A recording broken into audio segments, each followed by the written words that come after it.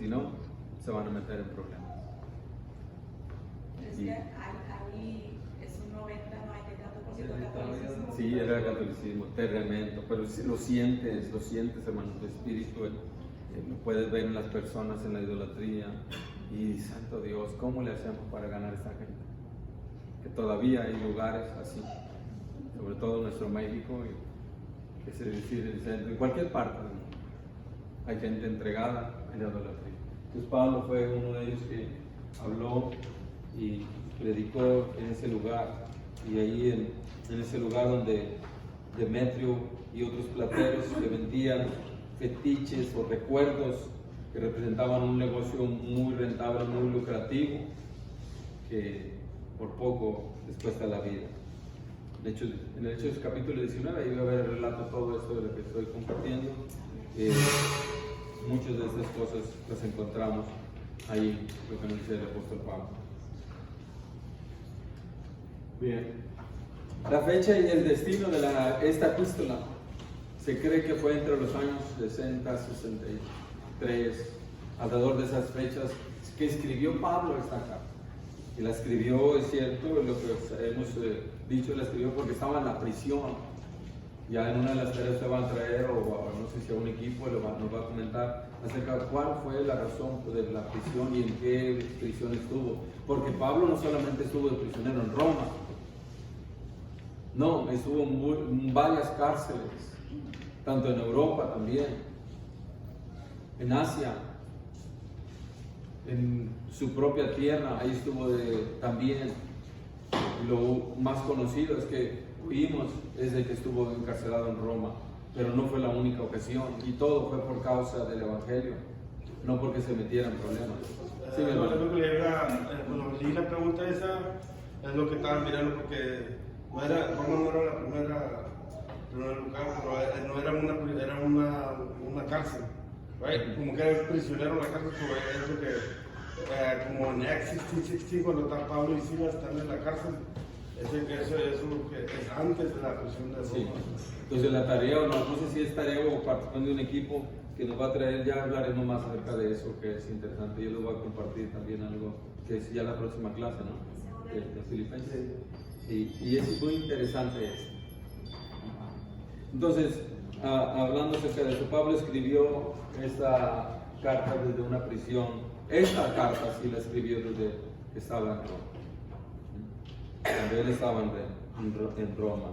Y la escribió, y se cree que envió esa carta con uno de los hermanos que era parte del equipo ministerial con Pablo, llamado Tíquico, un colaborador de ellos, que él pudo haber sido el que llevó esta carta a los Efesios. En Efesios capítulo 6, verso 21 dice: para que también vosotros sepáis mis asuntos y lo que hago, todo os lo hará saber Tíquico, hermano amado y fiel ministro en el Señor. Él se los hará saber. Entonces, una de las cosas que, debido a que no se hace mención de una situación o a una iglesia, a alguna situación que estuviera ocurriendo en la iglesia de Éfeso o a algún creyente en específico, o sea, esta carta no va dirigida porque algo específico estuviera pasando o algún creyente. Entonces, muchos estudiosos creen que esta carta también se pudo haber leído en las demás iglesias que estaban cerca de Éfeso. Aunque la dirigió a Éfeso, pero se cree que es muy probable que las otras iglesias que después, algunos creen que para ese tiempo ya estaban otras iglesias como las que se mencionan en el libro del Apocalipsis, las 7 iglesias, ¿se acuerdan? Sí. ¿Se han leído eso, verdad? Las iglesias, ¿cuáles son algunas de ellas?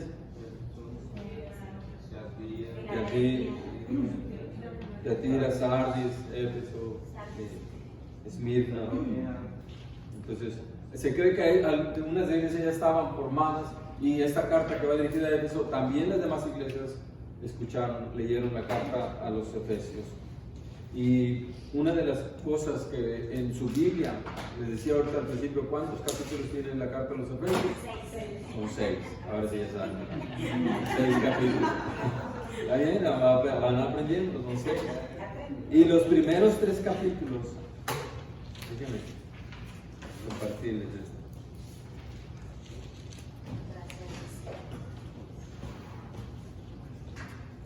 No hay, no tiene algún lugar. Acá está.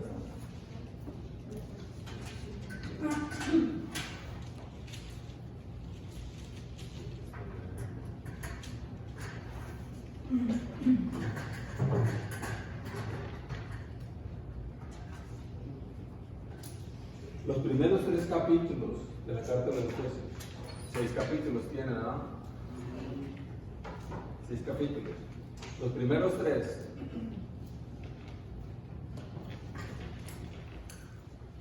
Los primeros 3 capítulos se enfatizan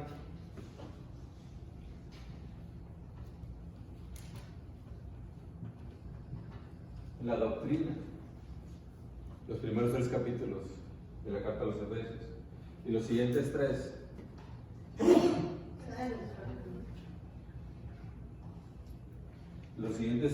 se enfocan en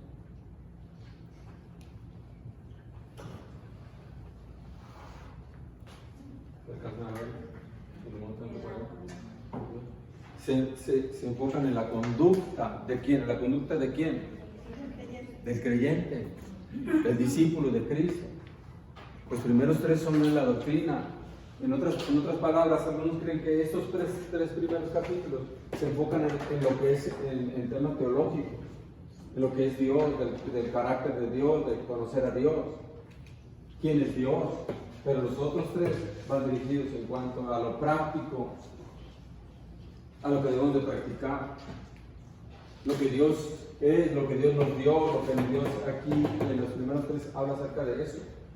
¿Qué hizo Dios a través de Cristo? ¿Qué tenemos a través de Cristo? ¿Quién es Cristo? Pero ya los otros 3 hay que llevarlo a la práctica. Hay que llevarlo. Y esto es una de las cosas que yo les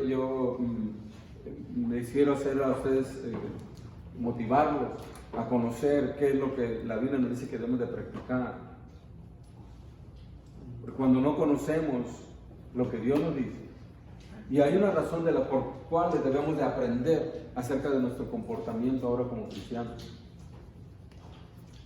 Porque desde el momento que venimos a Cristo, todo lo que hayamos vivido, como hayamos vivido, cambia, y ahora en Cristo nos conducimos conforme a lo que dice Cristo y a lo que dice en su palabra. Ahora, de aquí en adelante, tenemos cómo debe vivir un creyente o una persona en Cristo. Ahora que estamos en el reino de Cristo, en el reino espiritual, que Cristo reinando en nosotros, morando en cada uno de nosotros, de nuestros corazones, ¿cómo debo de vivir como cristiano ahora? Mi comportamiento, ¿cuál debe de ser?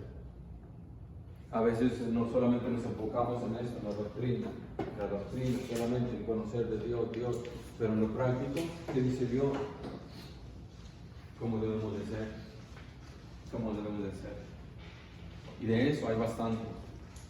Pues en la carta de los Efesios, la semana pasada, no entramos todo, nos faltaba tiempo, pero en la carta de Colosenses usted puede ver ahí en Colosenses también cuál es el comportamiento de los cristianos. Entonces, ese es lo que vemos así en general en 2 partes de la carta de los Colosenses. También hay un propósito por el cual se cree que se escribió esta carta. Y Pablo escribió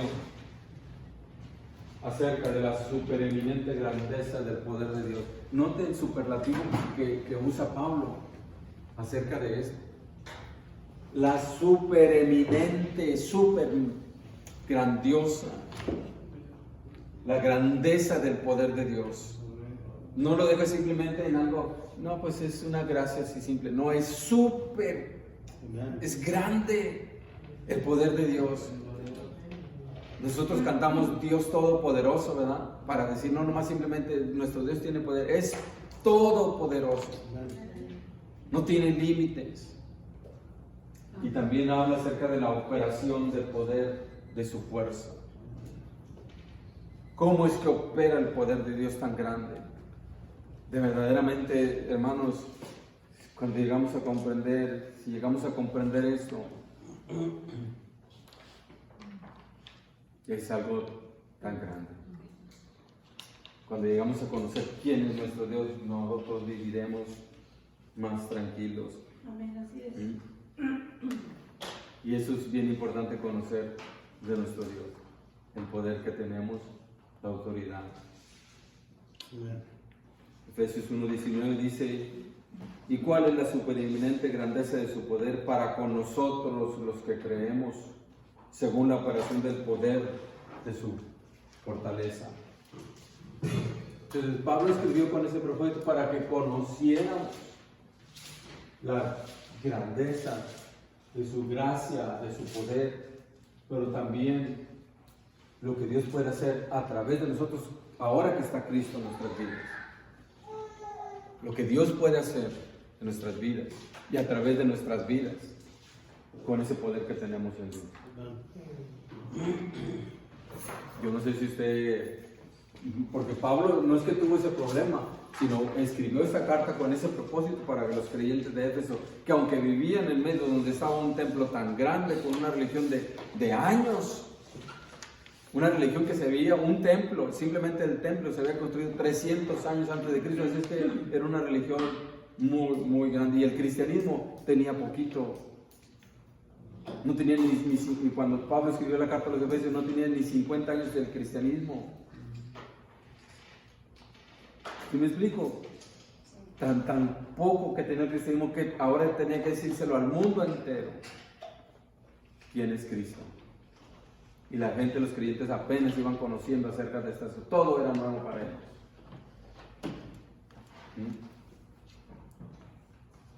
Entonces, si va conmigo en esto que quiero compartirle acerca de esta carta a los Efesios.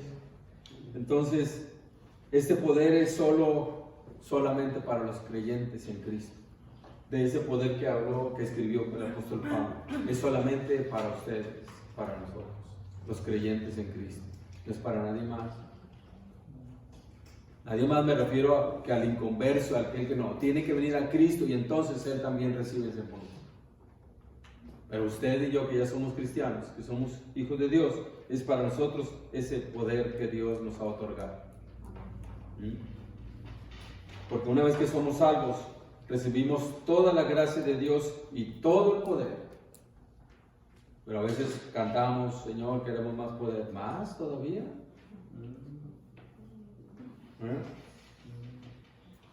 Y cuando entendemos esto, entonces esto asegura que nuestra esperanza eterna es una realidad. Porque creemos en un Dios que tiene un poder tan grande. Como lo dijera en la carta de Judas: y aquel que es poderoso para guardarnos sin mancha y sin caída, para presentarnos delante de Dios. Lo digo Judas. Pero a veces escuchamos frases: es que es bien difícil ser cristiano. Ahí vamos a caídas y a levantadas. Pues ¿dónde está el poder de Dios? ¿Dónde está la gracia de Dios? Y Cristo dijo: y aquel que es poderoso. ¿Cierto o no lo escuchamos? ¿O nunca lo oí? Sí, vamos a caer en la...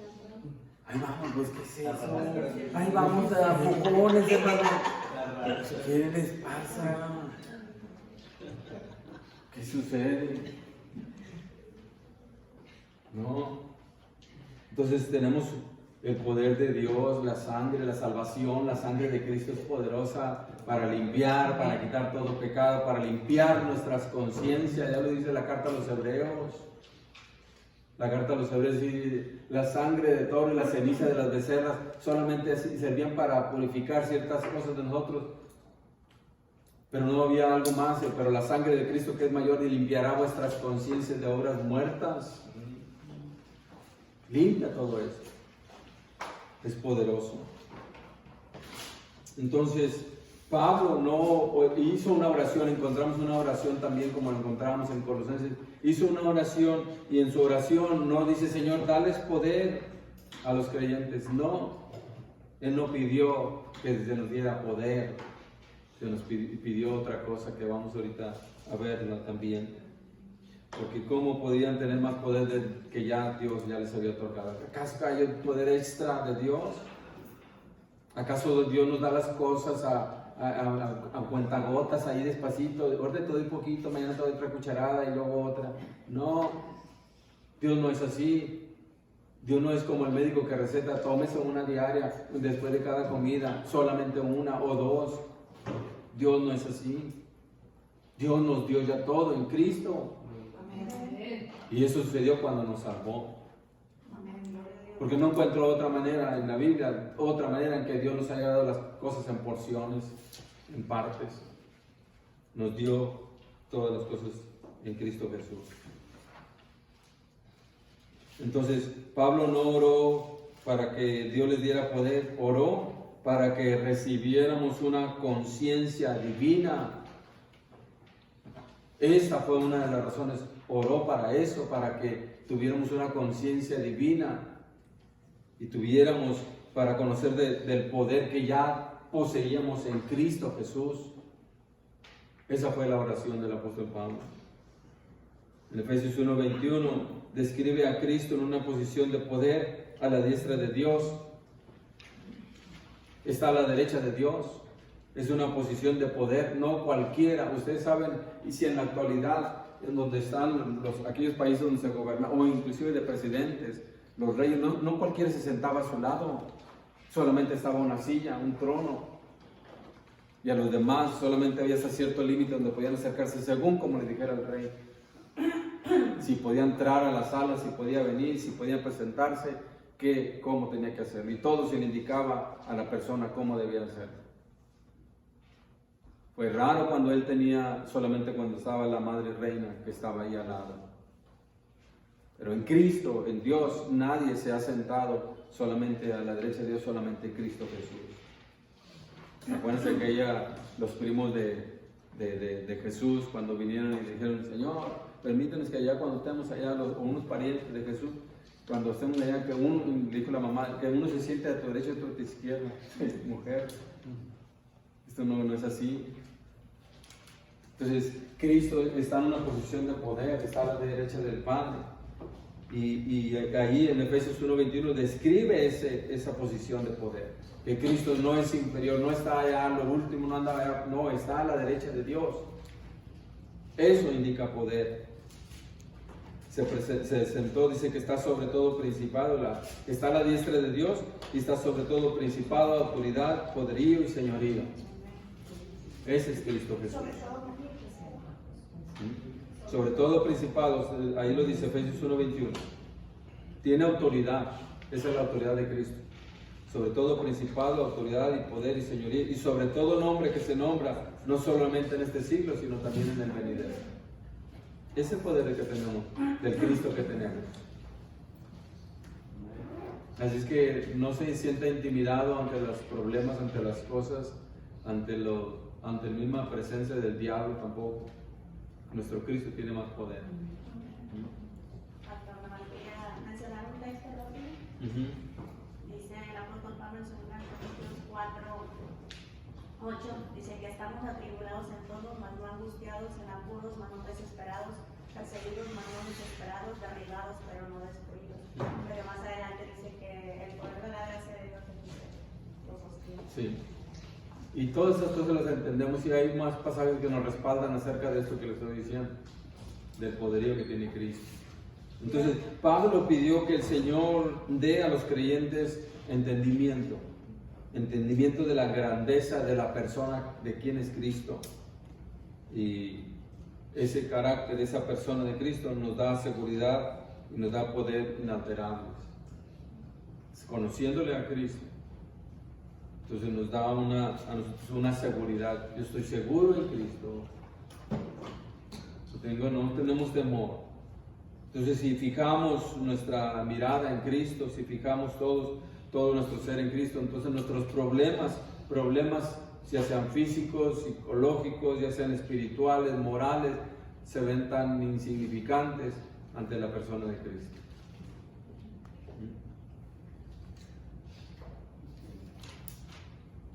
¿Por qué? Porque todo está bajo la dirección y el poderío de Cristo.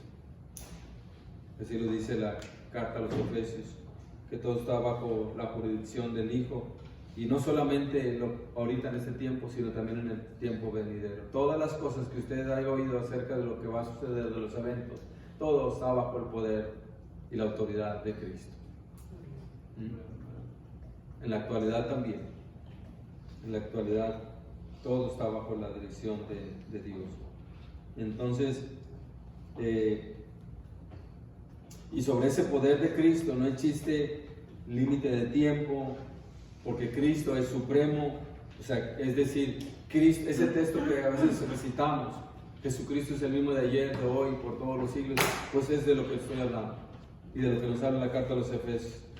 Que Jesucristo es supremo y es poderoso, lo fue en el pasado, lo es en el presente y lo será en el reino eterno de Jesucristo. Es el mismo, con el mismo poder con el que Él contribuyó para la creación, es el mismo que tenemos. Y se imagina ese Dios tan poderoso, esa Trinidad tan poderosa que hicieron este universo. Entonces, de ahí podemos nosotros deducir que ese tiene un poder tan grande para nosotros, los cristianos.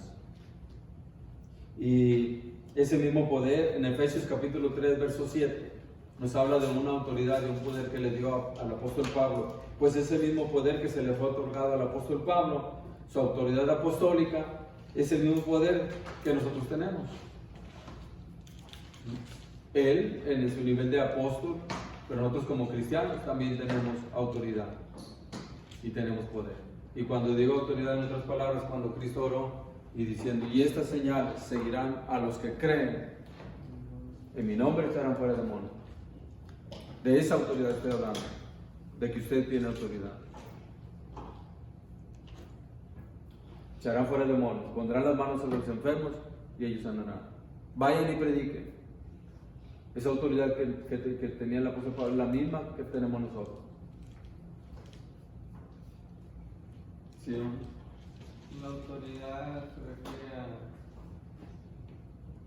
Cuando dice autoridad. Con autoridad de poder. Gobierno.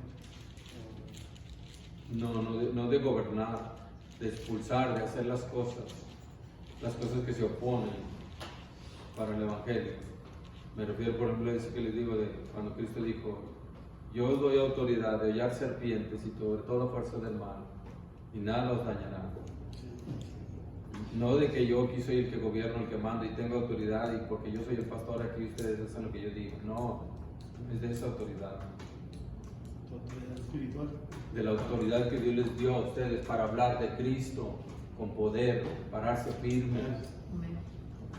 Si viene alguien con una enfermedad, usen la autoridad de Cristo. Porque hay tipos de autoridad delegada, autoridad por el nombramiento. A veces tenemos un cierto poder de autoridad. Pablo lo dijo bien claro a los pastores, a los ministros, gobernando no como quien tiene autoridad, señorío, sino siendo ejemplo de la iglesia. Entonces, a esa autoridad no me estoy refiriendo que pedía el apóstol Pablo, porque si no se imagina, vamos a querer tener a todos los hermanos sometidos bajo nuestros pies. Y no es así, ¿cierto? Sí. Es la misma autoridad que habla en San Juan capítulo 1, versículo 2. ¿Qué dice? A los que creyeron en Cristo les da autoridad de ser hijos. No, ahora ese es de adopción, de ser hijos. Autoridad. Ese sí, esa no autoridad que tenemos, o sea, tenemos cuando él dijo, él nos dio esa potestad, ese poder, o sea, legalmente. Esa autoridad es de Cristo. Sí. Entonces, hay tipos de autoridad y daríamos para poder definir cuáles. Pero de esa autoridad que le estoy diciendo es de lo que ahorita voy a adentrar un poquito más cerca de esa oración que hizo Pablo. Y esa es una oración muy interesante para poder conocer todo lo que tenemos en Cristo. De otra manera, no vamos a comprender. Porque acuérdense, las cosas espirituales se disciernen espiritualmente. Necesitamos una mente espiritual, una conciencia espiritual divina, que Dios nos ayude, nos dé sabiduría de Dios para poder entender las cosas. Sí, mi hermano, disculpe. Es cuando Jesús en los evangelios dice que mandó a sus discípulos y a los 70 a predicar. Dijo, les doy autoridad para que saquen demonios, para que prediquen y todo eso. Ese es el tipo de autoridad en su nombre, en su nombre, en su nombre. ¿Qué autoridad? Entonces, ¿dónde voy?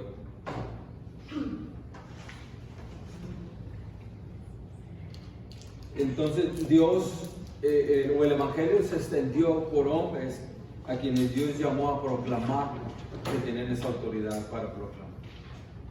Más que una autorización, también Dios les dio un poder que era respaldado y que impulsaba al siervo divino. Y a todos nos respalda ese poder y debemos de ver que Dios nos respalde en lo que hacemos, con su presencia, su poder.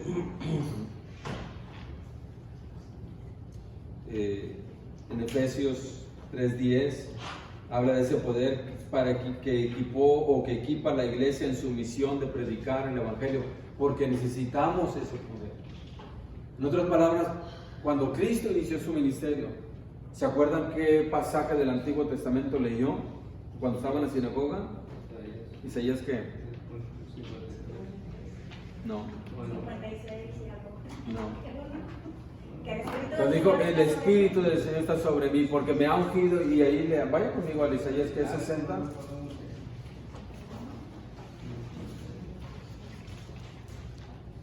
Isaías 60, yo creo que es 60.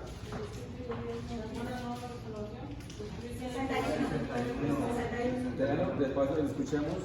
60, ¿es 60? 60. El Espíritu de Jehová 61. está sobre mí porque me ha ungido Jehová, me ha enviado ¿A qué? las buenas nuevas. 61. Vaya ahí por partes. ¿Para qué lo ungió?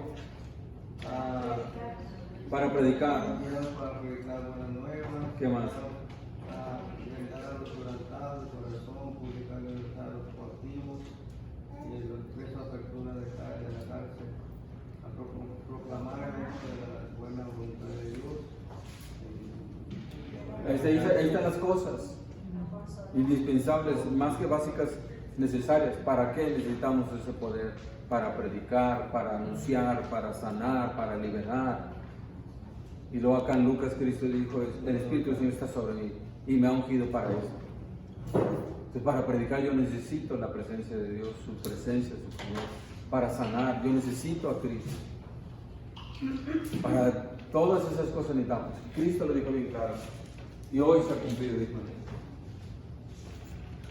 Entonces, Pablo habló diciendo en esta oración, oraba para qué, para que supieran que ese poder lo necesitaban, era un poder para equipar a la iglesia en su misión de predicar el Evangelio.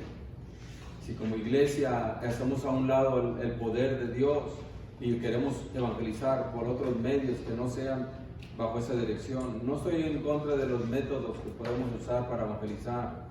No estoy en contra de que dé alimento y sea un gancho para que la gente venga pero ahí predíqueles a Cristo. No estoy en contra de que pase películas o hagan unas mímicas o qué sé yo. Sino que no podemos decirle a dejar a un lado el poder de Dios para evangelizar. Tenemos que pedirle a Dios que su poder nos ayude. Efesios 3:10, ¿alguien lo tiene?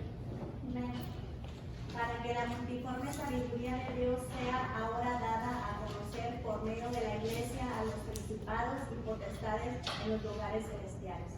Amén. Entonces Pablo oraba de esta manera por los efesios. Y déjenme ir un poquito más rápido. A las 11 terminamos, ¿verdad? Ahorita, me acuerdan, ahorita ya me quedan unos 20 minutos para después dejarles a los hermanos, o menos de 20 minutos me quedan. Entonces, algunas exhortaciones, afirmaciones acerca de esto, lo encontramos en la carta. Algunas encontramos estas afirmaciones acerca de Dios, de Cristo y de la salvación.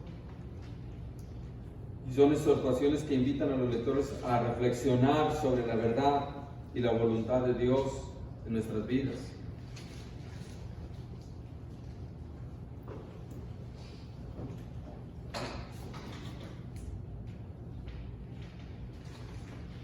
En el capítulo 1 de la carta a los Efesios, encontramos alabanzas a Dios por sus bendiciones obtenidas en Cristo. El capítulo 1 de la carta a los Efesios, encontramos esas alabanzas a Dios por sus beneficios obtenidos en Cristo. ¿Y cuáles son algunos beneficios? Elección, amor, predestinación, redención, perdón, herencia. Son algunos, porque hay más en la carta de los Efesios, de lo que obtuvimos en Cristo.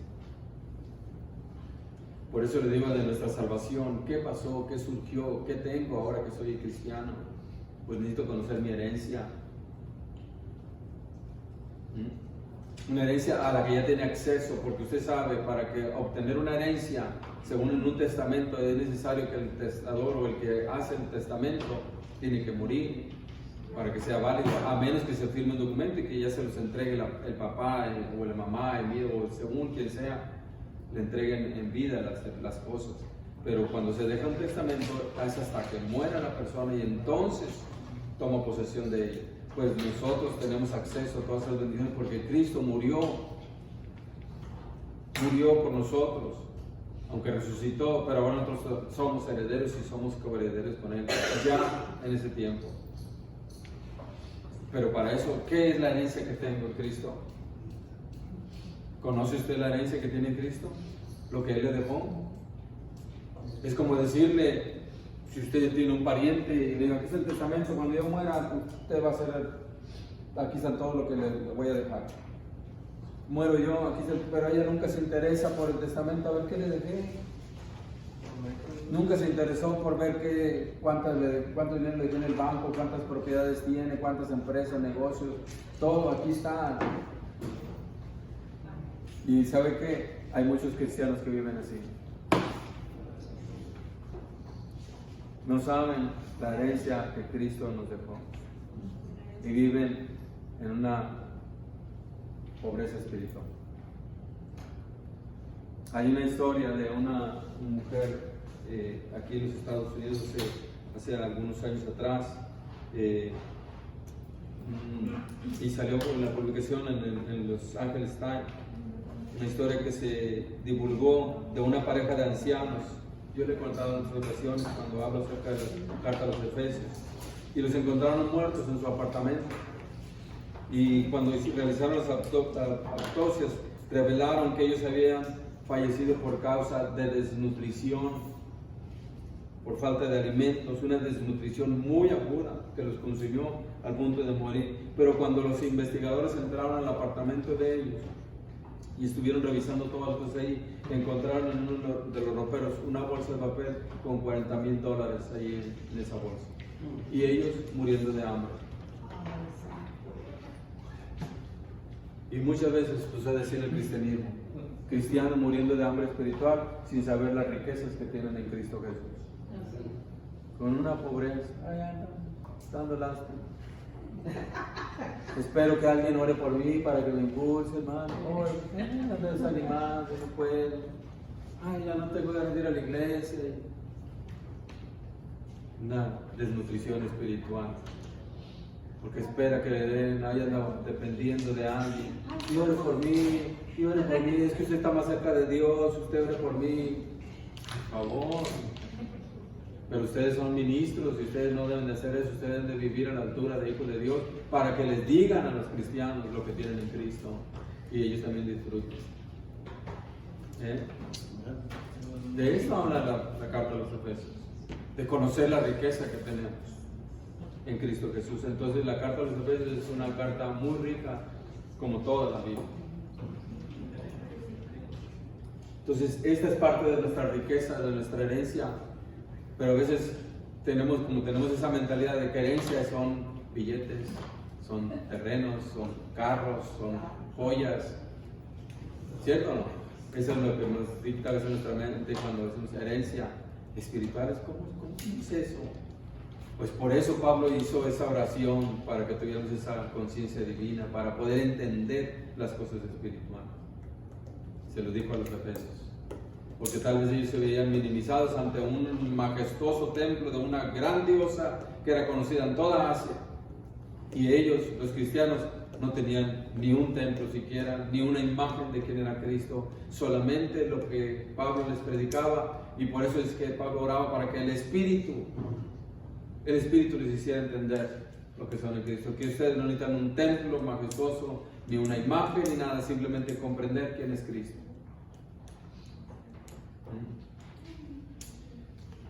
Déjenme ir más rápido porque no me va a alcanzar.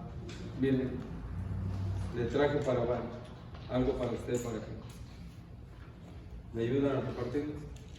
Y si hace falta algo, pues aquí tenemos para que nos hagan cosas. Denle una cada uno. Yo le comparto algunas de ellas, de las bendiciones que obtuvimos en Cristo Jesús. Cuando usted las estudie,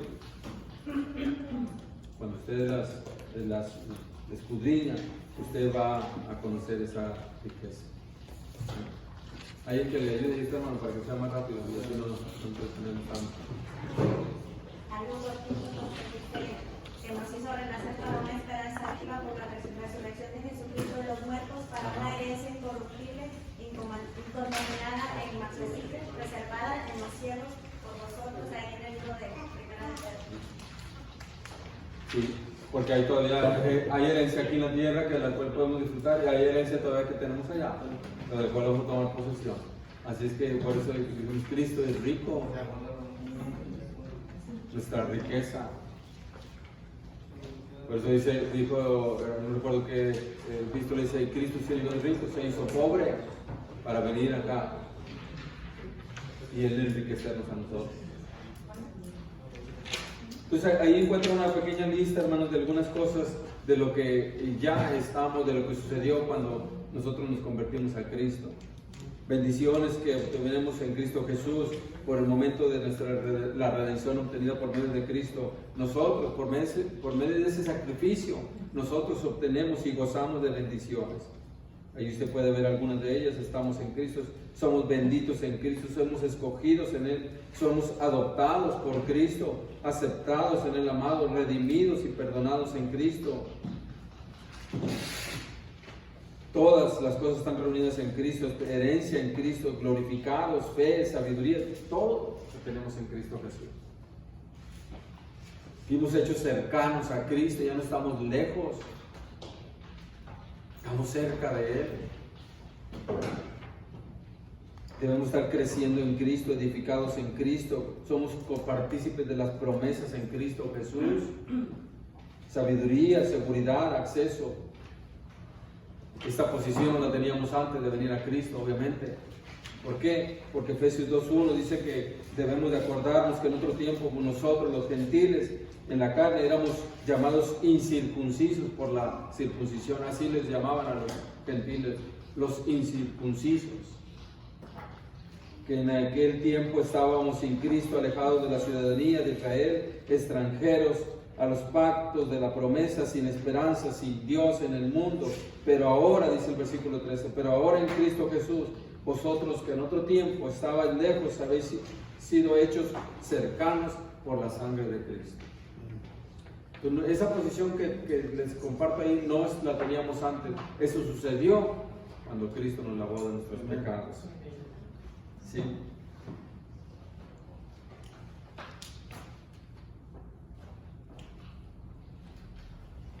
Esto es lo que les compartía. Y quiero hablarles con esto, me va a faltar tiempo. Pero también ahí le escribí al reverso en la hoja, les compartí qué viene en su hoja, la parte de atrás. Es del capítulo 6, ¿verdad? ¿Parte del capítulo 6 o no?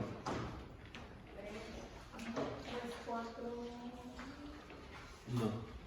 La familia y la vida hogar.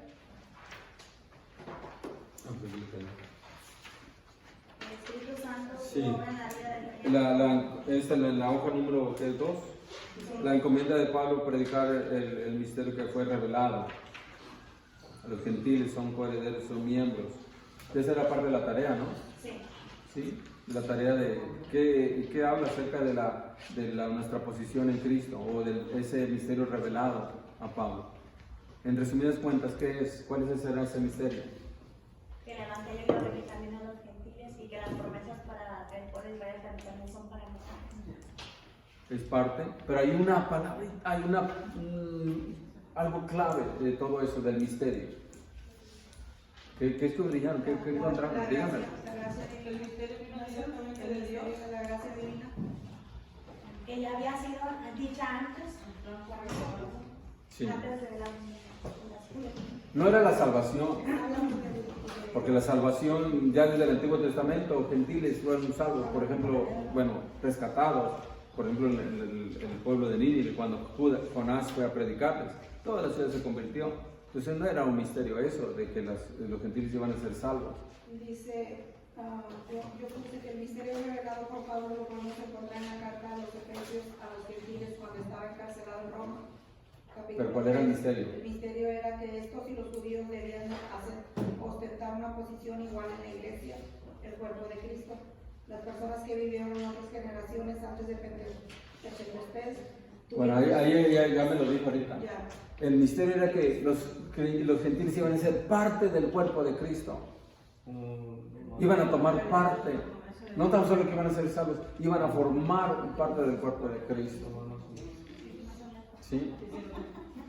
Somos encantados. ¿Sí? Es muy específico. No, pues por eso les dejé para que investigaran, entonces para que hicieran la tarea. Pero sí, lo que están diciendo está bien, pero algunas cosas ahí, pero ese era un misterio. ¿Cómo? Porque los judíos dicen, nosotros éramos el pueblo, nosotros éramos solo. Pues van a venir a tu pueblo y ustedes, de ambos pueblos hizo uno solo. Donde ya no hay judío, no hay griego, no hay cita, no hay esclavo, no hay libre, no hay nadie. No hay hombre, no hay mujer, somos en Cristo uno solo. Efesios 3:6, que los gentiles son coherederos y miembros del mismo cuerpo y compartidores de la promesa de Dios. Del mismo cuerpo. ¿Sí? Y aquí estamos para eso. Si se equivoca, no crea que ya por eso le voy a poner una tachota y lo voy a reprobar. No, para eso estamos, porque uno quiere que cometa errores cuando se vaya a predicar allá. Por eso tiene que. Aquí puede equivocarse todo lo que quiera. Estamos aquí en confianza, nomás que está grabando. No, pero aquí podemos corregirnos. Pero exactamente, ¿cómo nos dijo la palabra, pastor? Que somos parte del cuerpo, ahí lo dice. Somos parte del mismo cuerpo, con Cristo, junto con los judíos. Junto con ellos. Y eso para los judíos, eso era, ¿cómo? Pues ese era un misterio que estaba escondido. ¿Cómo? Pero bien. Yo más quiero hablar de eso así, y ya, ¿desde cuándo que me despido? ¿Sí? Acabo como que descalifico. Pero eso. Pero mal. ¿Eh? Pero va a ser mal. No. Tenemos que participar. No. Entonces, el plan de redención. Te quiero hablar un poquito de ese. ¿Por qué necesitábamos redención? ¿Por qué necesitábamos ser redimidos? El hombre necesitaba redención por 3 razones que vemos, no están ahí, pero no, ahorita les digo eso. Nuestra salvación, primero, nuestra salvación es una obra de la Trinidad desde antes de la fundación del mundo. Nuestra salvación, ¿sí? Efesios 1:4, el plan de la redención fue planeado por la Trinidad, por Dios Padre, Hijo y Espíritu Santo. En otras palabras, el Padre, me pasé, se me hace, no. Bueno, ahorita llego ahí. Fue planificada por el Padre. En su libro de eso está, pero en otras palabras, esto que les estoy compartiendo. El Padre la planificó, el Hijo se sacrificó y pagó por nuestra redención. En el libro de texto ustedes saben esto que les estoy compartiendo. Y el Espíritu Santo nos convence para venir a Cristo. Eso es lo que hace una parte del Espíritu Santo, no es la única, tiene muchas obras, se manifiesta de muchas maneras y obra de muchas maneras. Pero esto es lo que hace que el Padre, y en otras palabras, este plan de redención podemos decir que nosotros somos bendecidos y escogidos por el Padre, fuimos redimidos por el Hijo y sellados por el Espíritu Santo. Eso es una parte también importante, el sello. En la carta a Timoteo dice, y teniendo este sello conoce el Señor a los que son suyos.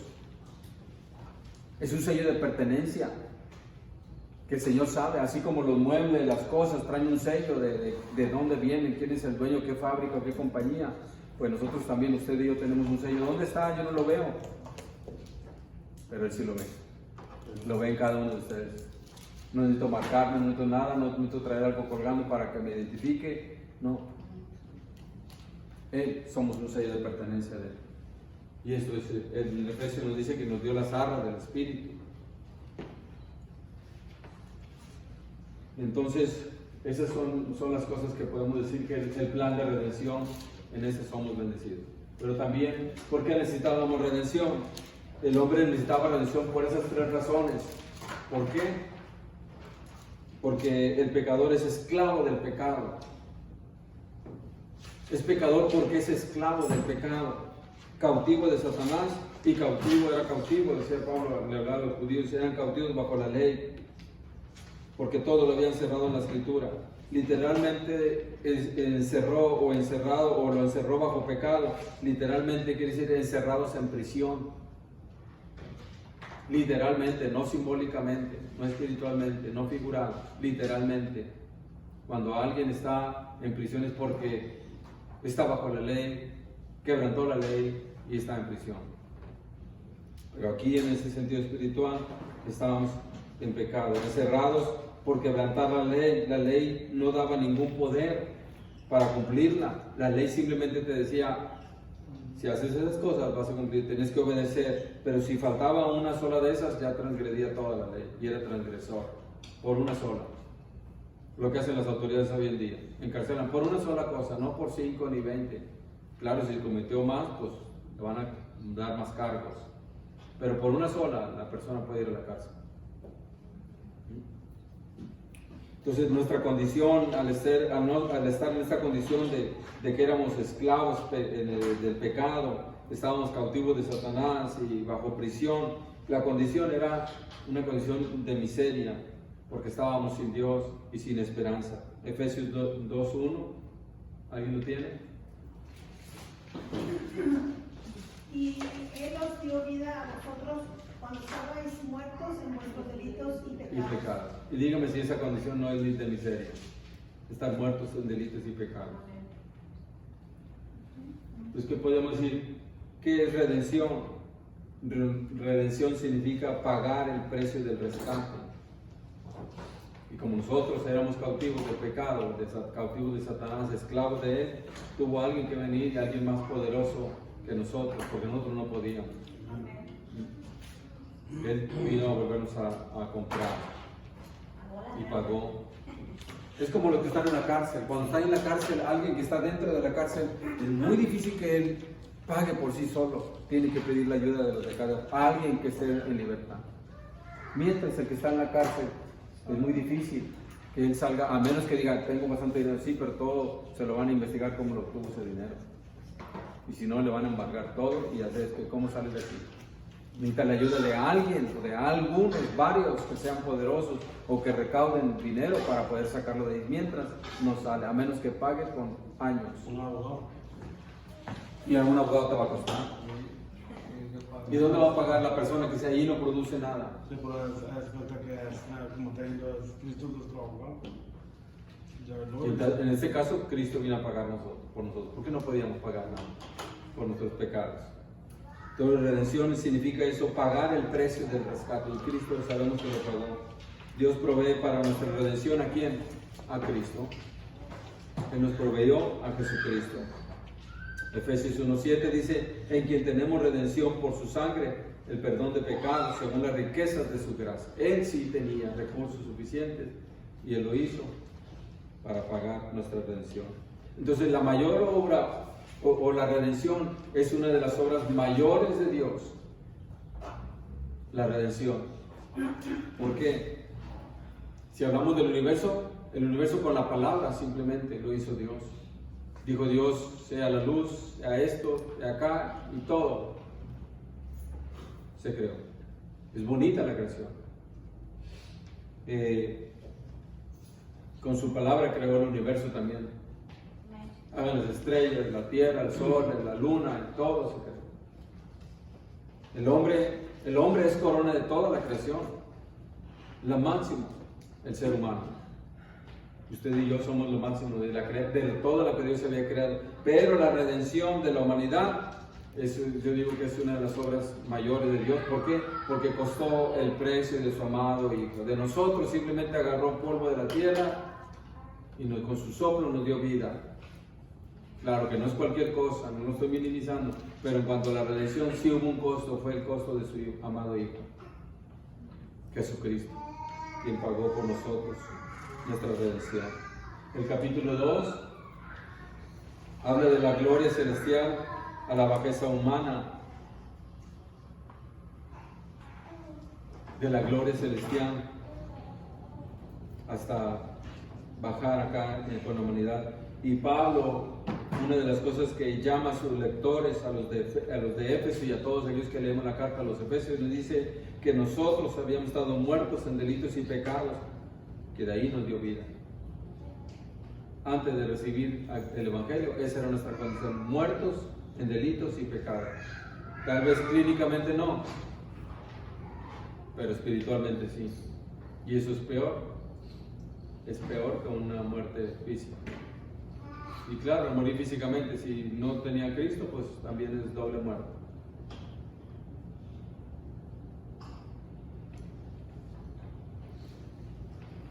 Y por medio de esa necesidad que teníamos, obró la misericordia de Dios y la gracia de Dios. Como dice el doctor David Ormachea, dice, por su gracia nos dio lo que no merecíamos. Por su misericordia no nos da lo que merecemos. Y en su justicia nos da lo que merecemos. Entonces la salvación se produce no por las obras, lo sabemos, sino por el don inmerecido de Dios. Las obras no son el resultado, o más bien, perdón, las obras son el resultado y no la causa del perdón. No porque hayamos hecho obras o tuvimos el perdón, sino son el resultado de obramos porque somos salvos. Viene siendo como los frutos. ¿Vale? Los frutos. No. O sea, el cambio que era frutos dignos de arrepentimiento. Sí, bueno, de un cambio que hemos experimentado, sí hay que mostrar, pero de nosotros empezar a mostrar porque somos salvos y cómo debemos de vivir, y hay que manifestarlo. Entonces los primeros 2 capítulos esto nos habla, pero hay un capítulo más, hay otros capítulos más, y puedo hablarles acerca de este capítulo 2 en cuanto a la redención, en cuanto a lo que Cristo cuando bajó aquí a la tierra. Y una de las cosas que Pablo exhorta a no olvidar, que hemos sido llamados a una nueva comunidad o a una nueva también comunión, una nueva vida, en la que en esta nueva comunidad de creyentes debemos dejar las enemistades por medio de Cristo, que trae paz. ¿Por qué? Porque ahora pertenecemos al cuerpo de Cristo, somos miembros del cuerpo de Cristo y hay que dejar las enemistades. Y exhorta a Pablo a eso, a que olvidemos esas cosas, porque ahora pertenecemos al cuerpo de Cristo. En el capítulo 3 vemos una oración del apóstol Pablo. Capítulo 3 es una oración y bendición. Incluye esa descripción de la perspectiva reveladora que Dios ha otorgado a Pablo. Y yo quiero que vea tantito en su capítulo 3 de Efesios. Vaya conmigo a la Biblia.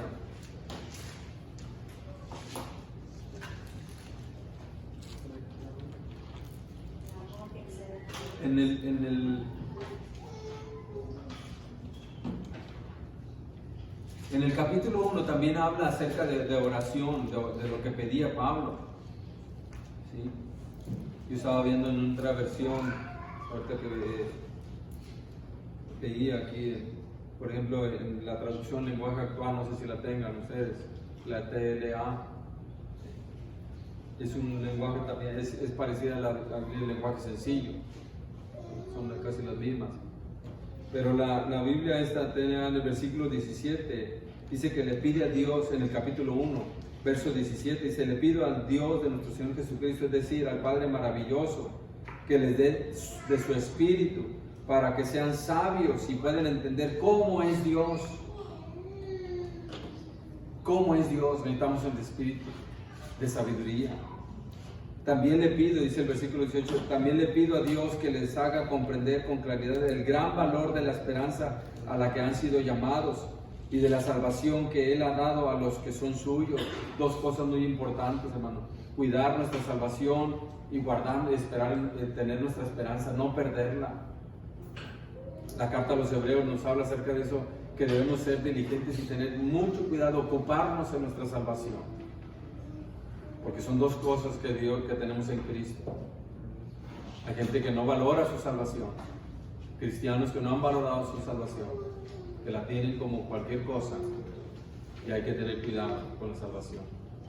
Y la esperanza a la que somos llamados, la esperanza de que un día estaremos con Cristo, un día estaremos con Él, un día las cosas van a ser diferentes. A la esperanza. Entonces, también dice en el versículo 23, en el 22 y el 23, esa es una de las afirmaciones que me encuentro en la Biblia.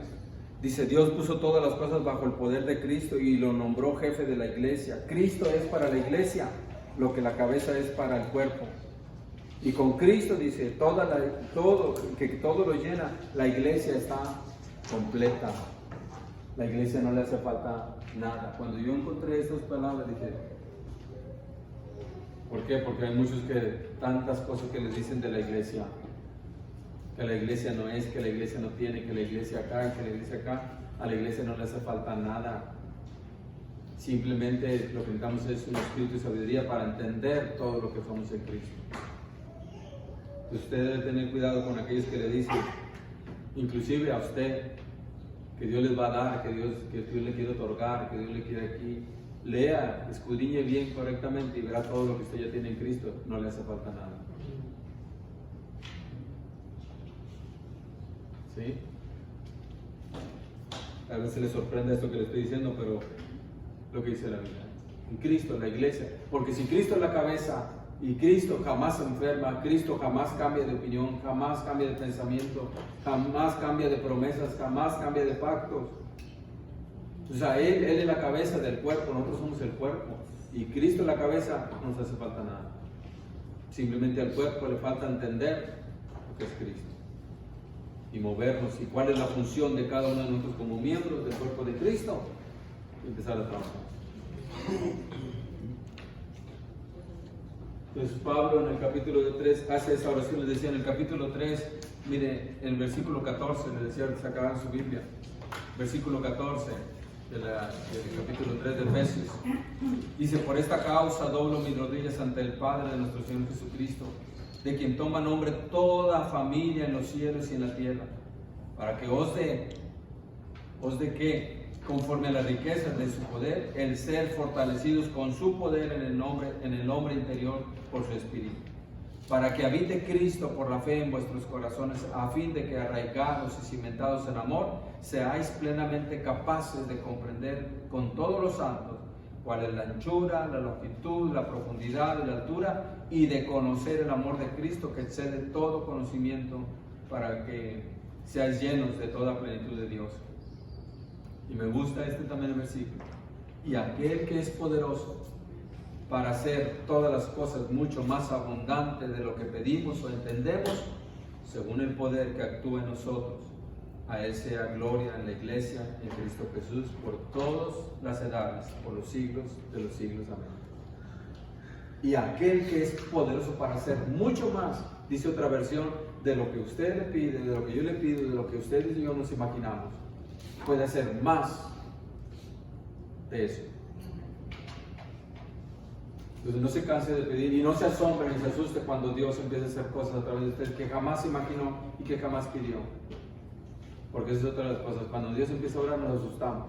Pero ¿cómo? Si yo no pedí esto y yo no sé ni por qué estoy haciendo eso. Decimos, aquel que es poderoso para hacer más de lo que usted le pide. No se asombre si usted está pidiendo por un hermano o un amigo que el Señor lo salve. No se asombre si el Señor lo llama al ministerio, porque Dios puede hacer más de lo que usted le pide. Esto dígaselo a la iglesia, dígaselo a los hermanos. No te conformes. Ay, Señor, aunque sea como aquellos que ahora que he oído, no sé si será a broma o lo que sea. Señor, aunque sea en el cielo allá barriendo, aunque sea una coronita y un alambrito, me ves. A broma. Se conforman con cualquier cosa. O cuando piden, no, Señor, si quieres contestarme, yo no soy nada, soy un inútil, soy un esto, y he oído hasta cosas denigrantes de ellos mismos, soy una burra, soy un animal, soy una cucaracha. ¿Qué pasa? Si Pablo dice, yo estoy orando porque hagan estas cosas, entiendan, y ustedes orando de esa manera, esa no es la oración. ¿Sí? Esa es la oración que encontramos. Y en el capítulo 4, el andar del cristiano a vivir dignamente del llamado. El andar de cómo debe andar el cristiano en diferentes áreas. Ahí, yo no sé si se lo compartí, ¿no? Ahí vienen en la parte de atrás algunas de ellas. Los efectos de nuestra nueva vida, de nuestra vida cristiana, debe de ser. El trabajo en equipo, pastor. Él viene bien a nosotros así. Sí. Pues es que me dijo que le diera y después se le dije. No, cuando se dado 5 minutos para cada quien. Bueno, ya. Compártame algo. Compártame algo. No, la próxima semana sí les dejo. Me lo comparten ellos. No, la próxima semana. La próxima semana sí me lo comparten. Voy a dejar los dos equipos para que me comparten. Yo voy a traer, simplemente voy a reforzar lo que ustedes están diciendo. Ah, bueno. Ah, ok. ¿Sí? Y terminamos eso. Y terminamos. Gracias, pastor, disculpe. No, sí. Yo también sabía de estas cosas. Maestro, yo trabajo y no voy a venir. Pero ya participó. No, perdón. ¿Quería participar? No, pues por eso, Si trae ahorita que yo le doy los últimos minutos para que lo comparta. pues no sé. Sí, Lo de usted, ¿no? preparadas. Venga usted. Bueno. Ah, lo mío. Lo de usted. Oh, ok. Pero tenemos que poner toda la presentación. Después. ¿No trae un PowerPoint? Pues nomás se conecta. A mí me tocó una parte. O sea, a mí me tocó una parte. La parte que le haya tocado a usted. Le dejo que con usted.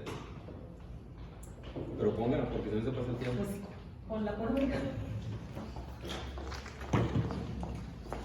Entonces ahí le entregué por eso esas dos últimas hojas para que no la alcanzan porque no le damos. De la parte, pónganle la parte de.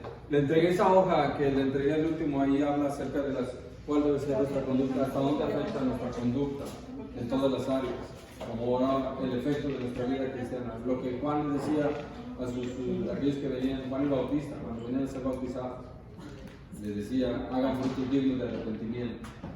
Nosotros como cristianos también tenemos que mostrar obras donde podemos manifestar nuestra nueva vida. En el hogar, en el matrimonio, como hijos, como padres, como esposos, como trabajadores, como todo eso. Si traes su tarea, por favor, tráigasela aquí para que me la entregue, para llevármela.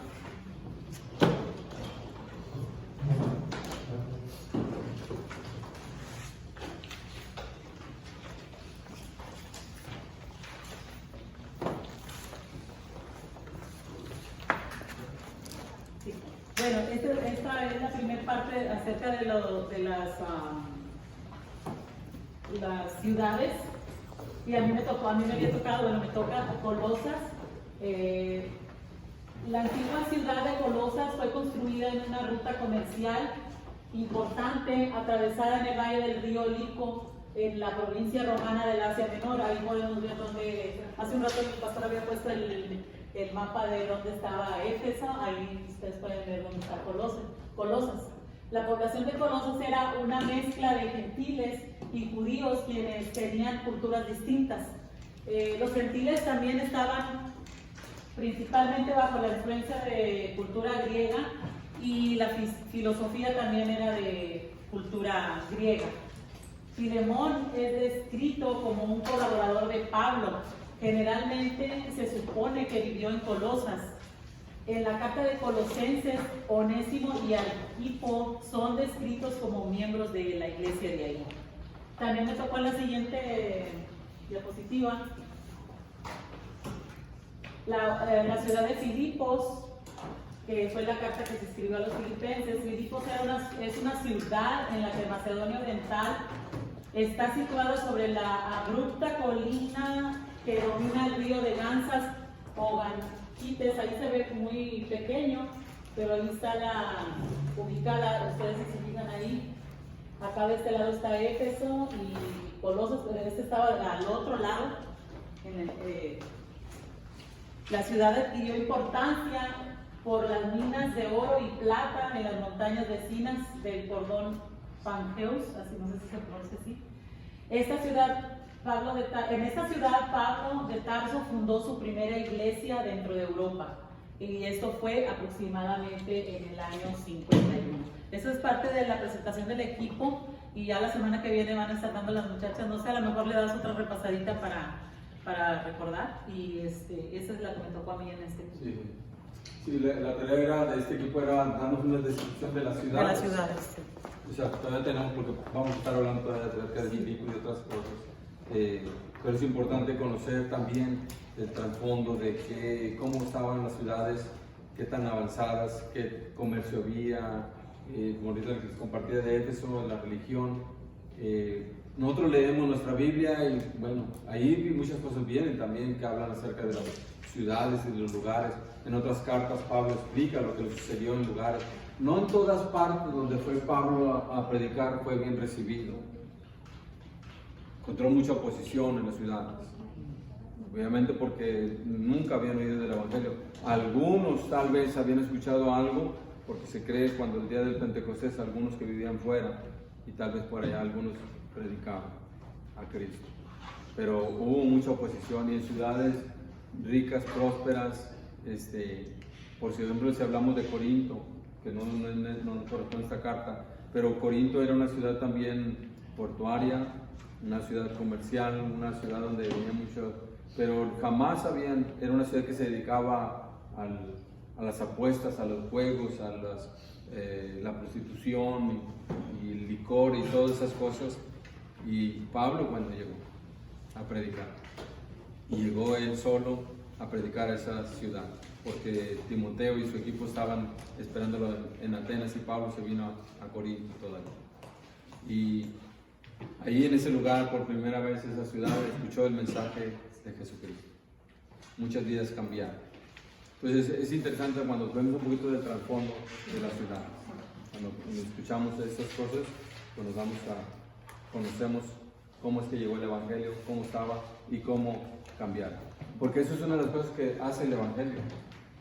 Y después de eso, ahí en la historia de la iglesia cristiana, de predicadores, que en países, que hoy vemos países avanzados, pero anteriormente, si ustedes leen las biografías, por ejemplo en Inglaterra, en parte de Asia, lo que era Vietnam, las Filipinas, Japón, otros países, cómo vivían antes de que llegara el Evangelio. Y cómo el Evangelio hizo repercusión, cambió. Porque el Evangelio no nada más es que ganemos gente y nos vamos a hacer cultos y una iglesia, no, cambia. Si usted investiga cómo el ejército, ¿han oído del ejército de salvación? El Salvation Army, que es originalmente en inglés. Su fundador, William Booth, cómo fundó y por qué fundó eso del ejército, y lo que también impactó en las comunidades, en las fábricas, en los negocios, este ejército de salvación, cómo es que empezó él a fundar eso y a predicar, la oposición que encontró con la iglesia también. Entonces el evangelio, el cristianismo afecta también las comunidades, la vida de las personas, los negocios. De estas prácticas que les estoy diciendo y cómo debe vivir el cristiano que encontramos en las epístolas, cómo debe ser nuestra conducta. Porque se imagina, si queremos que allá afuera los negocios sean prósperos y son de hermanos cristianos, pues hay que enseñarnos cómo también. No es cómo dirija su negocio en cuanto a finanzas y todas esas cosas. Algunos sí necesitan, pero la iglesia les enseña cómo debe ser su carácter, su comportamiento, el trato con sus trabajadores, con sus negocios, todo, en cualquier área. Por eso es que el evangelio afecta, no nada más para que vengan aquí a la iglesia y predicarles, no, sino que allá afuera bien. Porque hay matrimonios todavía que batallan para llevar una vida en paz, porque vienen cristianos, matrimonios a la iglesia y viven en problemas, empleitados y muchas otras cosas más. Porque los hijos vienen a la iglesia también, pero allá afuera, los trabajadores, los empleados, todo el mundo. Y de eso tratan nuestras epístolas de cómo debemos de vivir nuestra vida cristiana. Aprender. Así es que esto debemos de conocer. cuál debe ser nuestra conducta. Y Pablo escribió un poquito ahí en la carta a los Ahora les quiero compartir este libro que cargué en Amazon. Está, ¿Lo va a regalar? no, Ah, les quiero compartir, recomendar a Pablo, su vida, llamado y ministerio. Está bien, bien interesante. Se los comparto en la página. Ok, pues para que... ¿alguien ya te entregaron las tareas? ¿Mande? No, le diré que la anterior para tomar la foto de... Ah, yo pensé que un selfie lo que iba a hacer. Bueno, Dios me los bendiga, hermanos. Ya se acabó, ¿verdad? Dios los bendiga, nos vemos aquí la próxima semana si Dios quiere. Y tienen su parcelación, cuál es la tarea para la próxima semana. Ahí viene en su hoja también. Y pues, una investigación ¿sobre qué? ¿La biografía? Ok.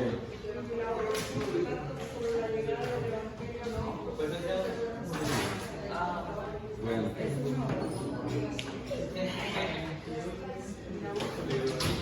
Es una sola, ¿no?